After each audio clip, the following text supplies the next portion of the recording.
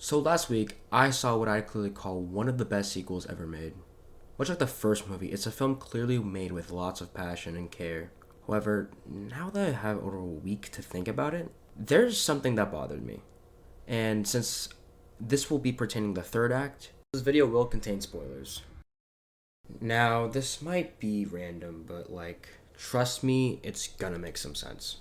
So the other day, I rewatched Joker with some friends, and someone in VC made an interesting point about the scene where Arthur goes to Sophie's place, only to reveal to the audience that all their previous interactions in the movie had not been real, and they were only in his head.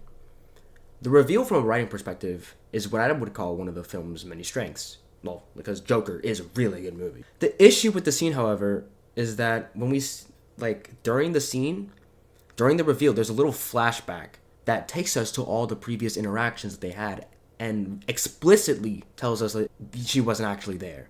It was just all in his head. When really the audience could have just figured that out for themselves. It's something I would call a minor flaw in the movie, but something that does kind of sour the moment on a rewatch at least.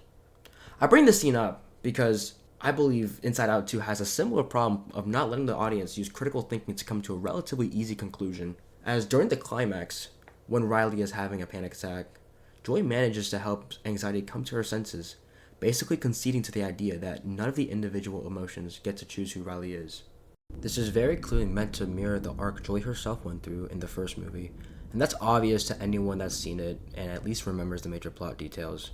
But for some reason, the film feels the need to have a flashback to a scene from the first movie that explicitly details the parallels between Joy and Anxiety's arcs. The facial expressions from Joy already do an amazing job at informing the audience that Joy recognizes that what Anxiety is going through isn't exactly something Joy herself is above, and that she too used to think that her alone can protect Riley from the dangers of the world.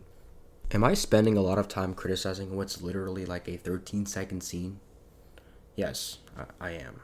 But I simply pointed out as a matter of constructive criticism towards a movie I literally claim to be one of the best sequels ever made, and that I personally believe it's okay to let your audience think on their own instead of spoon feeding information. I guess if it means anything, I could understand the perspective of the movie being targeted towards both kids and adults, while Joker is explicitly made for adults. Therefore, Inside Out 2 has more of a pass when it comes to being less subtle.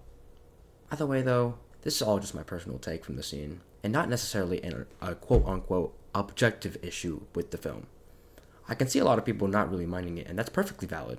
It's really just my opinion after all, and I'd really like to hear your personal thoughts in the comments. So, thanks for watching, I guess. This is my first type scripted video thingy. um, I'm definitely gonna try and improve.